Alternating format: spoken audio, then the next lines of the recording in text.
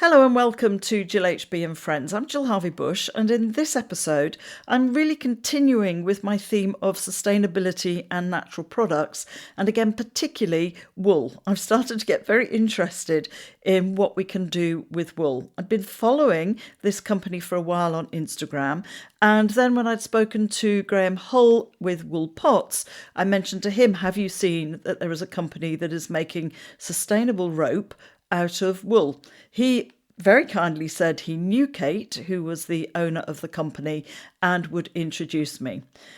I want to find out from Kate, how does she go from a fourth generation sheep farmer to come up with this innovative product of making sustainable rope? And of course, as I've learned from all of my podcasts, it's way more involved than just taking wool and spinning it into rope. Thanks for joining me today on GillHB and Friends. It's really linking on from talking to Graham about wool pots and me getting interested in wool as well. How did you get to go from wherever you started this journey and come up with the idea of using wool for rope? Because I'm right, isn't it? Sustainable rope that you make from wool. Yeah, we only use wool and we only use it from UK farmers. So I was finishing off my master's at the Royal Agricultural University, and one of my professors asked me if you could make rope out of wool. And he knew, obviously, I sit on the board of British Wool and I'm a sheep farmer. So he thought I was the best Ah, person to ask, and I had absolutely no idea.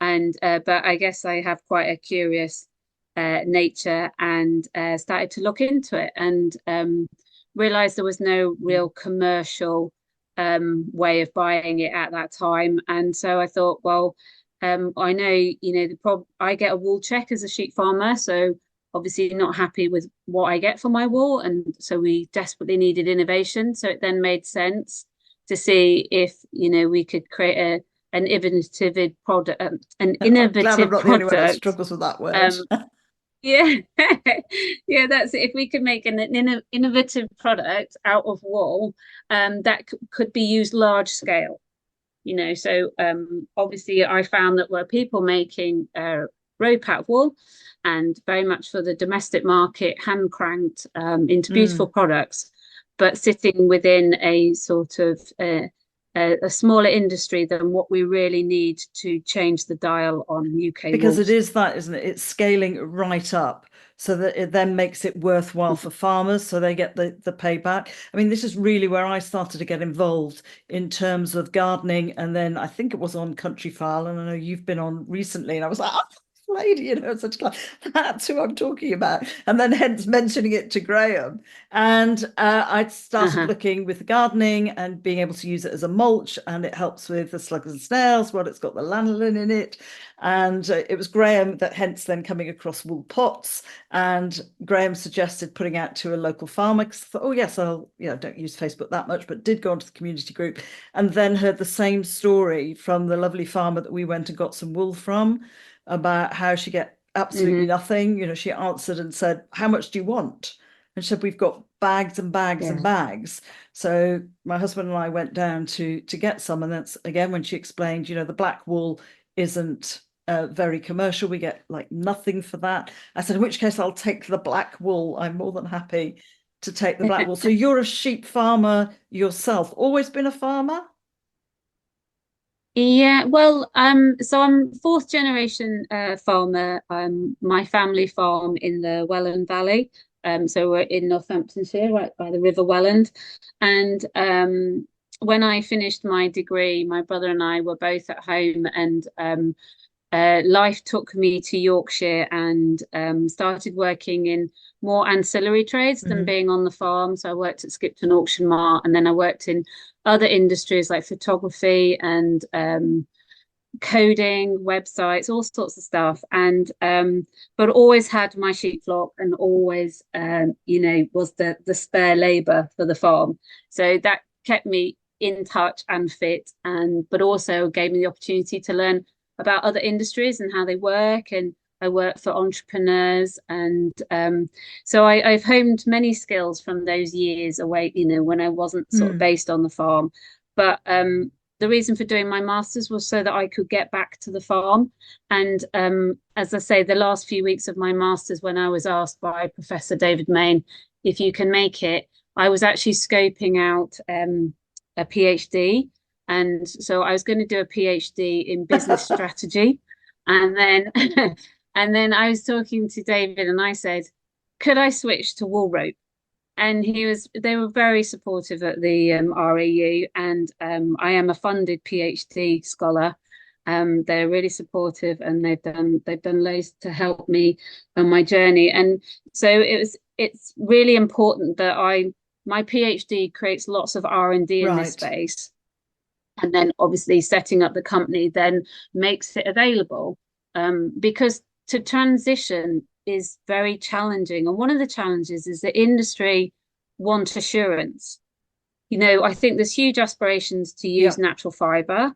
However, we don't really have that margin to take on a lot of risk. So, going from a very over-engineered product like polypropylene rope, which has its problems with microplastic pollution, but it is over-engineered in a lot of places. But to get people to transition to that more sustainable product with a circular economy, we have to give them the evidence that it's not high risk.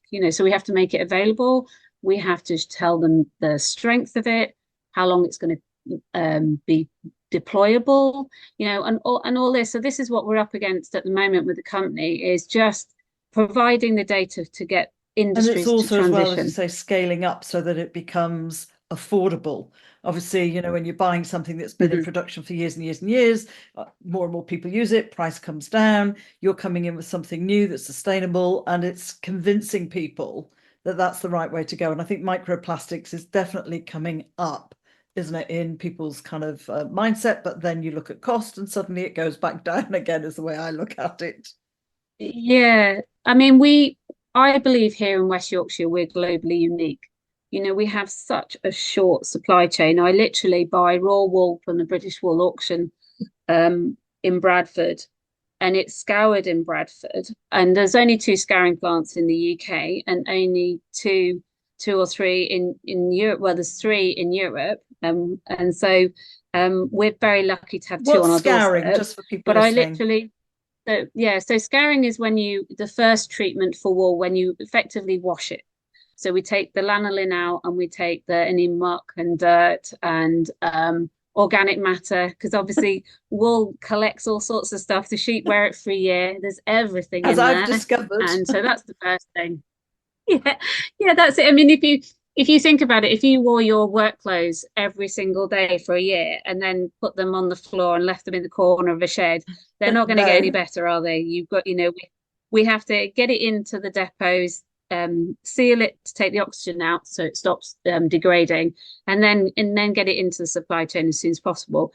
But that's why we're globally unique here, because we literally, as I say, buy it in Bradford, wash it in Bradford, bring it over the hill into Calderdale, then over the hill again into Huddersfield, into Kirklees, and some of my products don't go anywhere else. So, but that really is globally unique, and we have to really champion that, because we can't guarantee these mills are going to be around in the economic, sort of crisis we're in.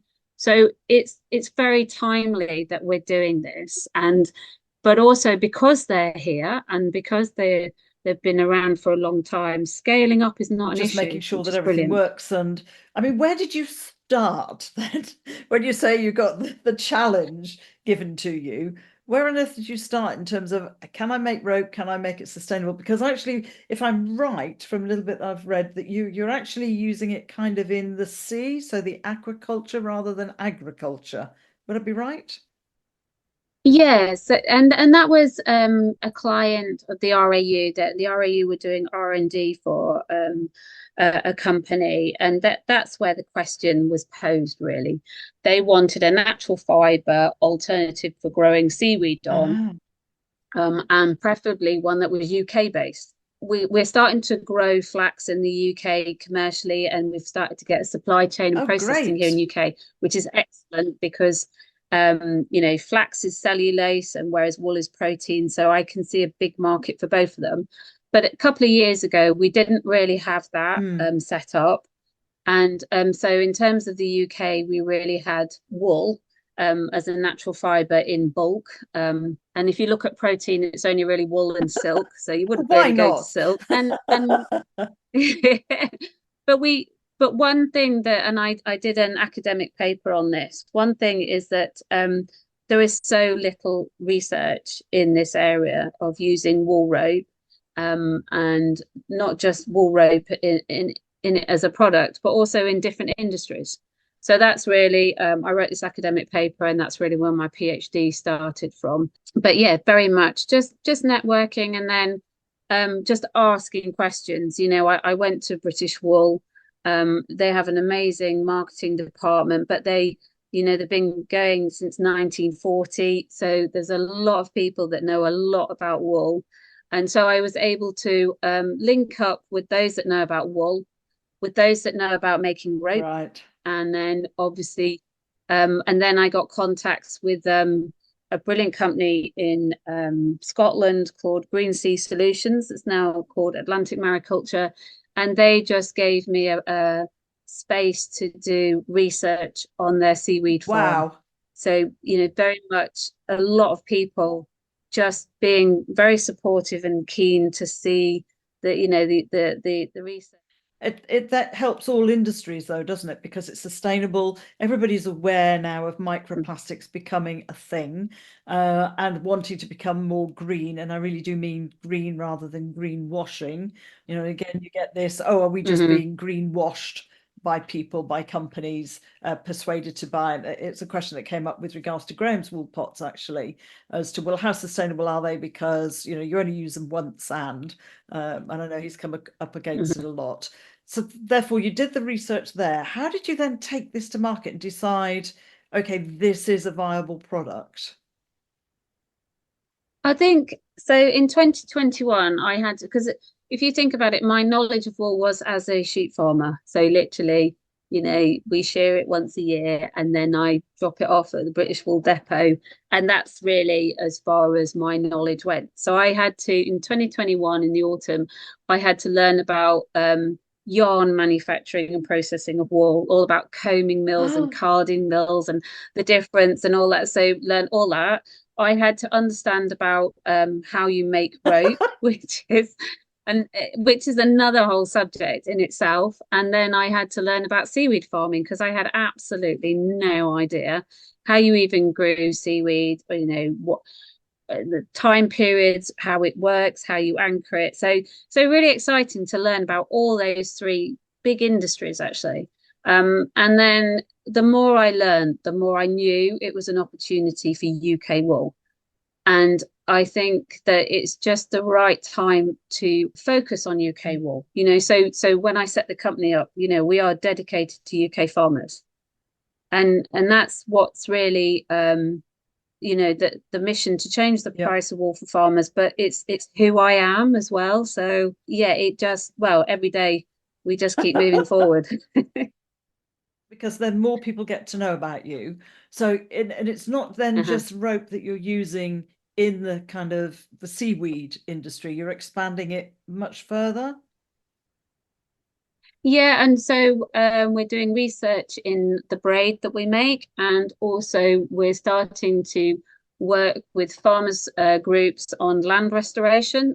Obviously, there's a lot more funding from DEFRA on land restoration. So we make fabric, rope, and braid, and we're doing research in that, and but also a real interest in kelp bed restoration. So not just commercial farming, but also about peat bogs, seaweed restoration, all those kind of environmental restoring areas, both on land Which and again sea, means which is that, you great. know, we're not putting more plastic. I mean, I'm quite passionate about using as little plastic as I possibly can. And therefore, Mm-hmm. this type of thing is great, isn't it? And other industries that are looking for it as well can then find you. I mean, when you see how much Yeah, rope and comes I up think, out of the sea, the plastic, you know, oh, drives me mad. yeah, and at the moment there are no real levers. We're starting to see Crown Estate Scotland starting to look at auditing these kind of materials in the industry and seeing where they're disposed and how much they're using. But I had a meeting with a seaweed agent last week, and when synthetic ropes are so cheap, it is still the business plan to send them to landfill and replace them than it is to do a sort of natural fiber. So things will change when we start looking about end of life and when we start taxing on a disposal of these products, which is coming. We've seen it in white goods. It's going to, spread across more and more industries. That will really help natural fiber. And then the beauty about what we're doing here is that we've got academia supporting us. We've got we've got organisations like the West Yorkshire Chamber supporting us to grow the business. Obviously, I'm a Women in Innovation winner from Innovate UK. So you should be. That's a huge that's a huge launch pad, and great networking and mentoring that's not just 1 year, the mentors that are with us on the journey. And then the industry, because quite a few farmers are working across aquaculture and agriculture, some of the big landed estates that are supporting us. So you need a team to create innovation. And so having sort of academia and trade and individual businesses is brilliant. How do you fit all this in with the farm as well then, or is that somebody else is now looking after the farm a bit more? Yeah, so I work very closely with my brother. When he hears this, I know he'll be shouting up and down. I've always sort of been more of the admin of the farm, and then extra labor when I'm down there. But my PhD research tanks are at the farm. And so I have great support from the family for my PhD. And so yeah, and obviously I was the first female farmer in the boardroom of British Wool, and that that role is very, very important to me. So I make sure that I put the time in and effort that requires. And that's all as part well. of it, though, isn't it? As you say, bringing it all together. It's a networking. It's who you know, not what you know as much. I mean, obviously, you need to know what you know, but it's yeah. But it's access to the knowledge and access to the people that are very skilled in these industries.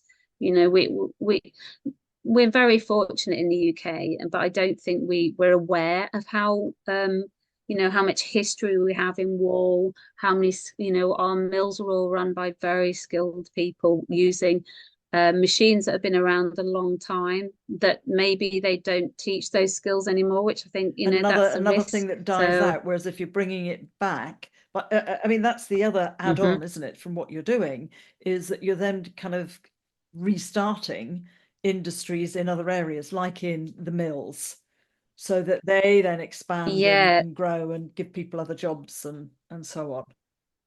Yeah, and that's why we love working with Eleanor Hunt, who's got the woolen Kutch company. So she makes coffins and baskets using Welsh willow and our Welsh mountain ropes. But she's really bringing those heritage crafts back into everyday life. And everything is cyclical, so it really seems like we need to catch those skills and make sure those teachers are still around in order for us to start using them now more. Well, it's funny that you should mention the willow, because that's why you attracted my attention.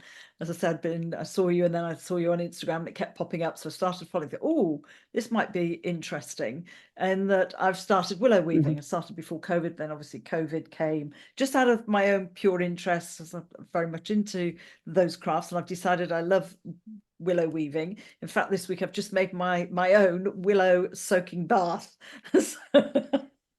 Out of bits of wood that I've got around the house, and tarpaulin, because I don't want to throw anything away. So when we had the house refurbished, I was like, the builders got used to me saying, Jill, do you want these bits? Yes, please, put them in the shower. Yes, please, I'll have that. And then the roofers, Jill, we've got this massive piece of tarpaulin. I thought, I have no idea why I need this, but I'm just going to say yes.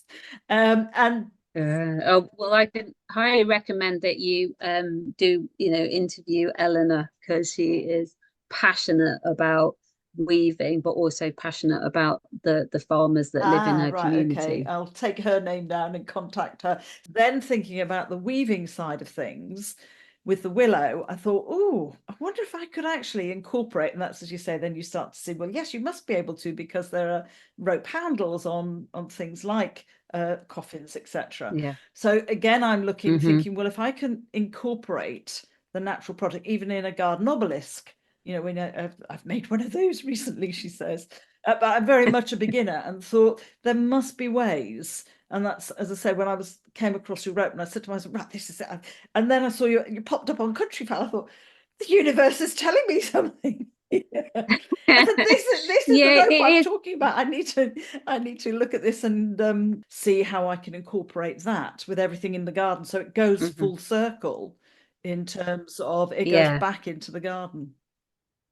And using all, natural materials. I mean, this is one thing that I love about wool, Mm, is that, so we commission every single stage, so that I can ensure that it's UK wool and it's not blended, and it's absolutely, and that's a long way round building a supply chain. But it also means that I can side off at any point any of the materials.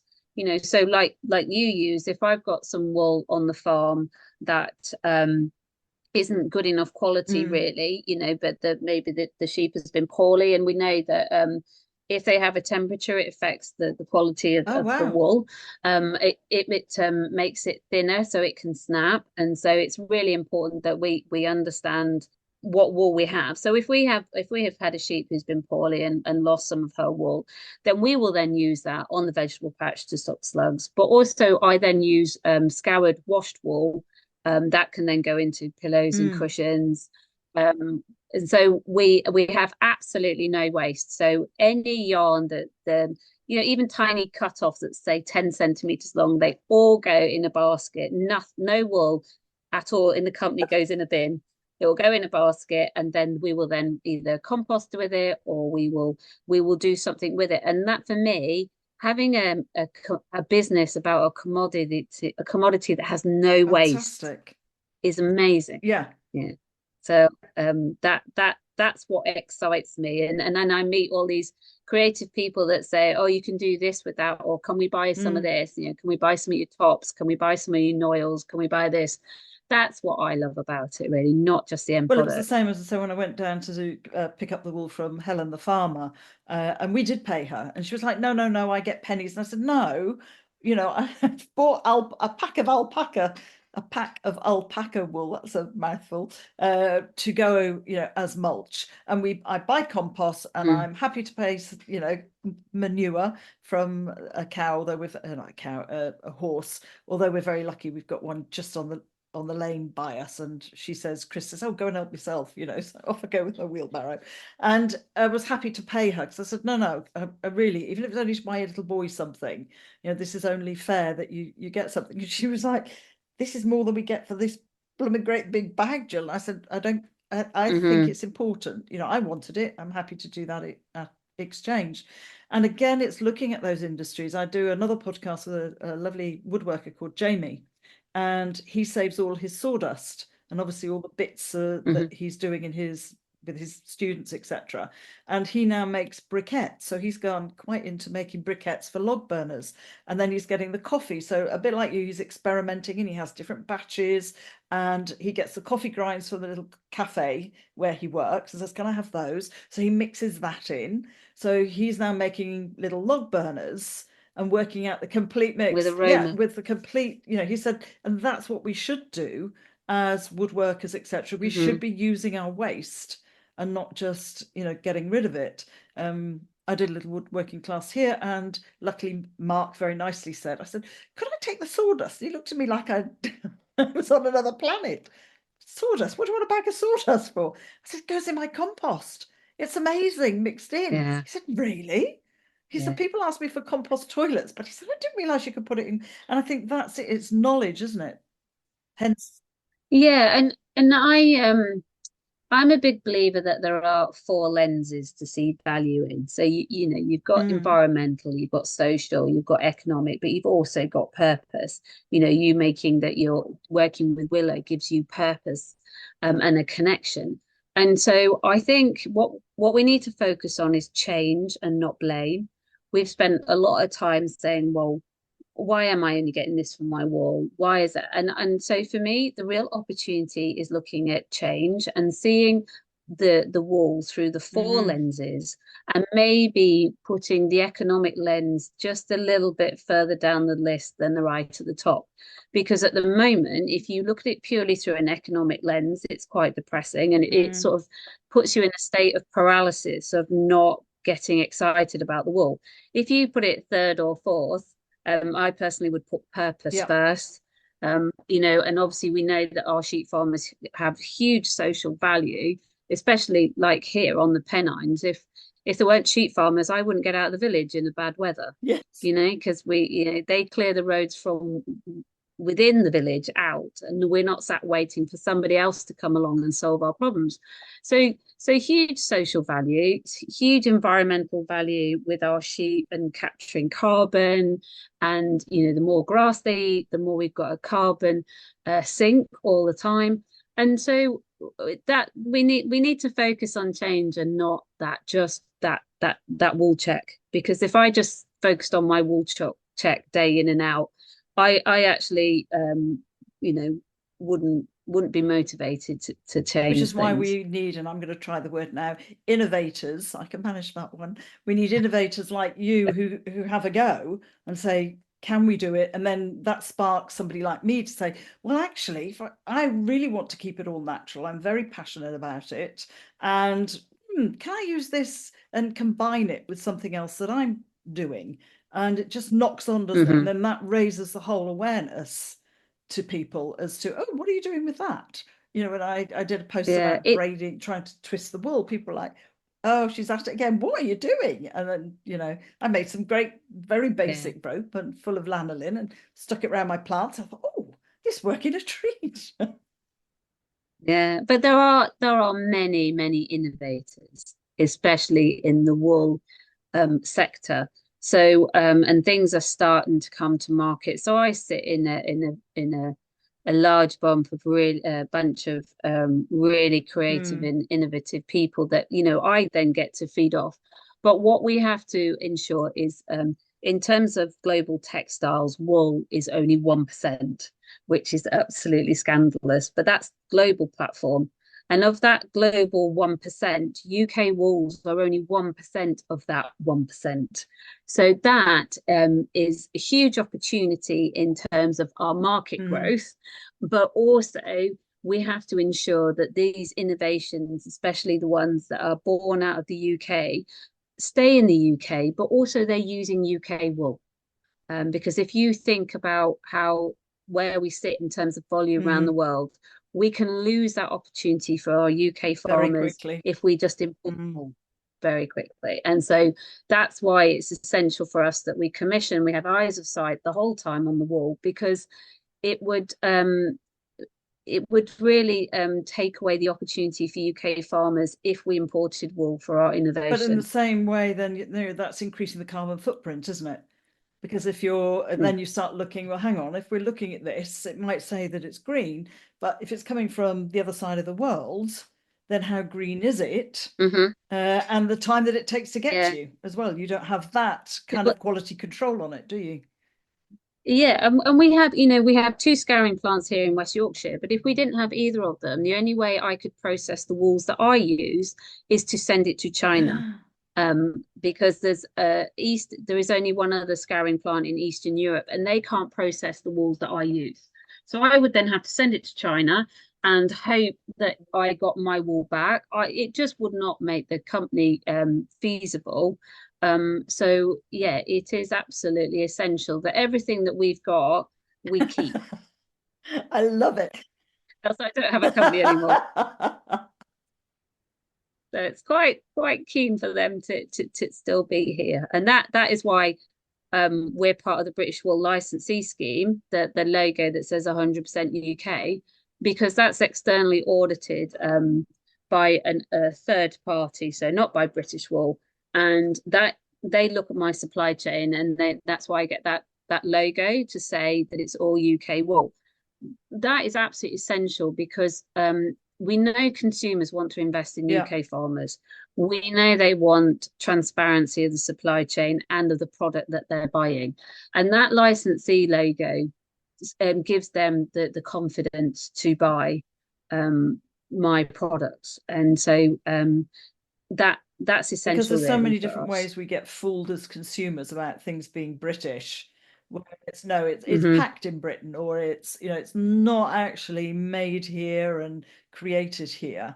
And I think it is that, yes, to know that it is actually the supply chain is very important. Another friend, actually also a client, been coaching, and she is a lawyer, but she's very much gone into now and going into being the green lawyer, to make sure that the whole of the supply chain, so if people are wanting to know their Hmm. supply chain is green, then what do you put in your terms and conditions, like you're saying, all the way down through your suppliers to any manufacturing. So everything in that Hmm. chain is, as you know, as green as it can be, or very transparent as to which bits aren't. So that's something she's actually become passionate about and is now specializing in as well, and taking her business in that direction, so it can help people. Yeah, I mean, because of my master's in sustainable food and agricultural policy, we spend a lot of time looking at sustainable development goals. So we're trying to champion as many of those goals we can within the company, which is nice to do from a scratch, when you're building a brand new company. So there's loads of stuff we still have left to do. We can only walk as fast as our cash flow. And but what's lovely is because we're using local companies and we've got to know them over 2 years and we've got a really good relationship with them. If we sort of like say, okay, let's address packaging, we look at very closely of our packaging going out. We try obviously not to use plastics, but we receive quite a lot of Yeah. plastics, and so here we're like going, okay, how much waste do we produce at the end of each Mm. week or at the end of each month? And where is that waste coming from? But then we then have to go to the mills and say, okay, let's work with you for you to stop using these non-biodegradable products, because there's no point in me going to them saying, I'm not accepting this, you've got to change, because that's not going to get any of us anywhere. And there's a lot of packaging now done by Mm. seaweed and stuff, but it takes time to source something, time to put it into your gross margin and see what is the margins to transition. And we have to meet them halfway by taking a bit of the cost for them to transition, and they've got to have the To do will it. and meet us halfway. And so I think that those relationships are essential, and that's what's quite nice, that we're working with local firms and we can have those conversations. And yeah, maybe this year we're not as good as we can be, but that's our mission, to just keep looking at every product and go, Yeah, can we can we do change it that? better? In the same way as, Mm. some compost that I get delivered, it comes on a pallet, but of course it's wrapped and wrapped in With shrink shrink wrap. wrap, and you just think, oh, and I don't know how Oh, many compost bags it comes in. Well, I've started braiding those, so I've been busy slicing up my compost bags and braiding them so that I can use them in the uh-huh. greenhouse to string things up. Thinking, well, okay, I've got the plastic. I could say, well, I'll stick it in the bin, but I hang on to it. And there's a lot, as you said, that it is taking that time to persuade people, isn't it, and work with it. Otherwise, you're cutting off your nose to spite your face, because then people say, oh, well, forget it. We're not supplying you, Yeah. or we're not going to do it. Um, that's how, Yeah, it's not about no, bullying or leaning on people. It's about going, okay, I've found this way, how where can we and a lot of it's about research. It's about not just price point, it's about researching it. It's about, well, if I get it from Spain, but it's degradable, is that better than getting something that's semi-degradable or recyclable? And I think the whole agenda can be quite very. confusing, because if it's on your doorstep, recyclable, is that better than another country but be biodegradable? And so all these nuances we have to address. But I think that's what's quite exciting. And yeah, it's the concept of upcycling and recycling is good, but let's focus on not using the materials No, in I the first absolutely place. agree with you about finding it, but it's that slow transition, isn't it? I mean, if you go really back to the basics around the plastics, it's supermarkets and getting consumers not to use, and I was guilty, wouldn't take bags to the supermarket many years ago. I'd just pick up the bags at the end of however many I needed, and they'd go home, and okay, they'd get used as bin things and whatever. But it's then getting that mindset with the consumer now. You know, when you go to the supermarket, everybody's got their own bags. Well, just about everybody. And how many plastic bags are now not being used, you know? And you kind of go, yeah, it's just changing people's mindset, getting people to think differently. I also think that you know, when you're talking to big brands and especially the supermarkets, not to call them out too much, but they go, "Oh, we respond to what the consumer wants." And I think, well, as a consumer, I'm not sure in my big local supermarket really listens to what I want. And I think that's an argument we can start having with, well, not a discussion we can start having, with other big brands when they go, "Oh, the consumer won't pay for it." And I think that's almost what we're a challenge we're putting out from Sustainable Road when people say, "Oh, well, people won't pay the price difference." Well, let's manufacture it, let's make it available, make it transparent so that it's no hidden costs or hidden materials, and then say to the consumer, "Okay, we've done all that, we've made it available for you, you know all about it, now here's your turn to invest in it." But for us to sit here and go, "Well, until the consumer says they'll pay so much for it, we're not going to do it," for me sounds because like sometimes the madness. consumer doesn't know it's there. It's like, how do I Yeah, ask the absolutely. question when I don't know what I don't know? Yeah, and I'm sure if the supermarkets wanted to have a coffee with me and ask me about what food I want and what, that I'd like, 3 rails of natural products and not 3 shelves of crisps and Yeah, pop and stuff like that. If they actually sat down and asked me, I think that they would maybe I would work in a agree different with you way. because it drives me mad as well. And there's enough of us, I think. And that is then going, I try and use Yeah. our local farm shop as well, where everything isn't wrapped in plastic. And it is Hmm. that consumer, it's which comes first, isn't it? Is it the consumer doesn't know about it, so we don't get the chance to buy it?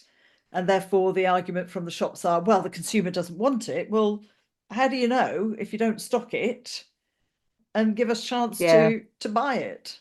So I mean, you've got a Yeah. huge amount going on, but how exciting, I think. I'll absolutely be watching with great interest, and we'll be weaving with, at least the rope won't break. There's a few odd swear words occasionally with Willow when it won't do what I want it to do and then go snap.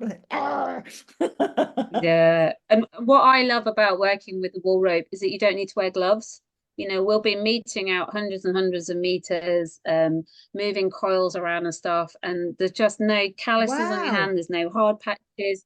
But you couldn't do that in synthetic ropes. You would have to wear gloves I to mean, do that's what we do every another day. bonus that I didn't know. It was just the assumption that because you get calluses and sore hands and goodness knows what, that you'd get that with wool. But now you've mentioned it. Yeah, no, and that's also been a bit of a challenge to us is that um it's lovely to see, but you literally have to put the wool rope in people's hands or the braid or the fabric. You have to put it in front of them, which is a big cost to the company. It's not Mhm. something that you can put a picture on a website and go, "Oh, use wool rope."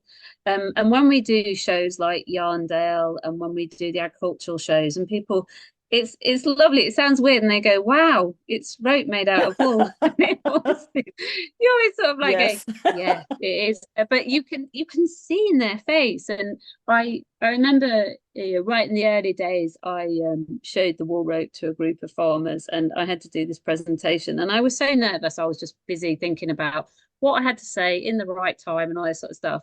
And one of my lecturers, professor at REU, went, "Did you see their faces?" And I Oh. said, "No, way too stressed to look them in the eye." And she said, "Next time you do this talk, just watch people's faces as the products handed around the room." And it is a lovely sight. It really is, sort of that's what drives you on, just to remember that, it Again, is a it's you beautiful listening to product. consumers, isn't it, as to what they want to buy, or Mm, actually saying to the consumer, well, we've been saying about supermarkets, well, actually, here's rope and you can use it for dog leads and bridles and all sorts of things, whereas the owner mhm. hasn't even thought of that. because it's not been available. Yeah. Well, I didn't know Yeah. I could buy it. Oh, this feels lovely. And oh, and I'm saving the planet. And It is great, but it also then they go, can you do it in uh, this? Can you do it in that? And you're like, oh, another years of research and development. It's great because you get loads of feedback, but you also get then loads of like challenges of going, oh, right, okay, well, let me do that and that research. was what we found. Yeah, that's what we found was brilliant about Countryfile. I mean, Mm. we made a lot of sales in the first few days, but it was the people that were emailing me and wanted to have a quick chat, and they go, this is not my industry. I'm not looking after a job. I don't want any money out of you, but have you thought about this? And I must have had 12, 13 of those people say, can I just tell you about my industry, and can you start looking to see if it can be applied in my industry?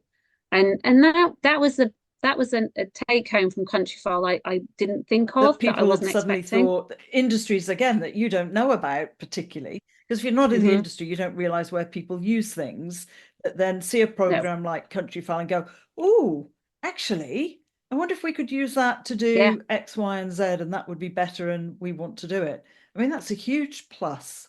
Well done. Mm, it is, and hard to capture and hard to sort of rein in about where do you Mm. go next. But what it just gives you, real faith in people's desire to maybe reduce the amount of pollution we have on the planet, I'm well behind you with that one. You should hear me when I go for a walk and I'm picking up plastic lids off of coffee things that have shattered on the road, and you just say, please, there are cardboard ones you can get now. And yeah, I'm all Yeah. for that. Okay, I mean, fantastic. And I'd love to have you back again. A year goes by really quickly, I've discovered, and find out what you're doing. And of Yeah. course, how do people find you? What's your website? Social media, shows that you do? Are you got any coming up? Or are we coming to the end of that, really, aren't we? Going into Yeah, well, no, I mean the agricultural shows. We've been at most just being sort of out and about. But Yarndale, towards the end of September at yeah, Skipton Auction Mart, we're going to be there. And that, if anybody's interested in creative arts or that industry, it's a brilliant show. Absolutely, it's over 2 days. A lot of people come over and stay over just to get 2 days because it takes quite a while to see, go through the whole auction mart. So definitely recommend that. We obviously have our website, which is sustainablerope.com. And then we are across most of the socials. So Facebook, Instagram, TikTok. I'm on LinkedIn as an individual.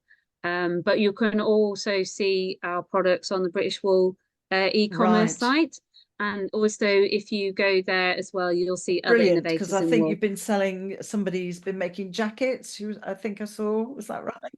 Yeah, we have Penny's High Country Romney jackets, which are absolutely beautiful. And um, it sounds bizarre, but I'm actually quite looking forward to the weather being a bit cooler because I love wearing mine. And so, yeah, definitely recommend them. And we try and sort of champion other innovators here. We do talks and people come in, and we obviously we champion people that are using our materials to make their Hmm. products, but we also do someone like Penny who has taken her own wool off the farm and made these beautiful Amazing, jackets. absolutely amazing. Thank you so much. I know you've got a busy time, obviously, with everything you're doing, for finding time to chat to me. Do you sleep? That'd be the next question. Yes, although I did notice on Countryfile, I don't think I've ever looked as tired as that. And so I keep annoying everyone because when they're watching it, I just think, Nobody ever oh, likes really? themselves on TV, believe me, been there, done that. No, but I really don't think I've ever looked that tired, even when I was doing my But degree. that's a plus. Look at the positive. It shows how hard you're working, how passionate you are about your product. You're Yeah. spending all these hours doing it and doing all the research, etc. Yeah, and hopefully if I start getting some sleep, I won't look quite so rough. So there's a chance. I'm sure it will take off. As I say, anything I can do to help, I'm always happy to do that. And I Brilliant. will certainly be using some of your products and then promoting Good. on that way. In the same way, that I want the willow from here, obviously, Somerset levels. I'm a Somerset born and bred girl, even though I now live in East Devon. Uh-huh. And again, I think to champion UK products, businesses, small businesses is definitely the way that I personally want to go as well. So thank you so much. Your website again is sustainablerope.com, was that right? That's it, yeah. And we're on Etsy, eBay, and on the British Wool e-commerce site. So if you type in British Wool shop, we will come up Kate, there thank as you well. so much. Good luck, and I'm sure this is going to be Yes, a great thank you. success. A huge thank you to Kate. I know I've said this many times before that I get so much and learn so much from the friends that I have on my podcast, which, as I've always said, is one of the reasons that I wanted to do this. And I've certainly learned a lot today, which backs up a lot of my own values and beliefs around sustainability and manufacturing and all the things that we can do. And there is a huge amount. And Kate has just really taken that to another level, having looked at something and then thought, well, what else can I do for this and to help other farmers, people in other industries? So I certainly learned a lot. And I think one thing about this is about focusing on change, not blame. And that is the only way that we're going to move forward, really. So please go take a look at her website, follow her on Instagram. Her website is sustainablerope.com, and very similar tag on all the social medias. If you would like to make sure that you get every single one of my episodes and also help the algorithm to find me, then please go to my podcast, GillHB and Friends, and subscribe. I'm hoping, as I say, she mentioned Eleanor Hunt, so I'm hoping to be able to contact her and see if I can do a podcast with her around what she does with the sustainable rope. Thank you so much for listening, and here's to the next podcast.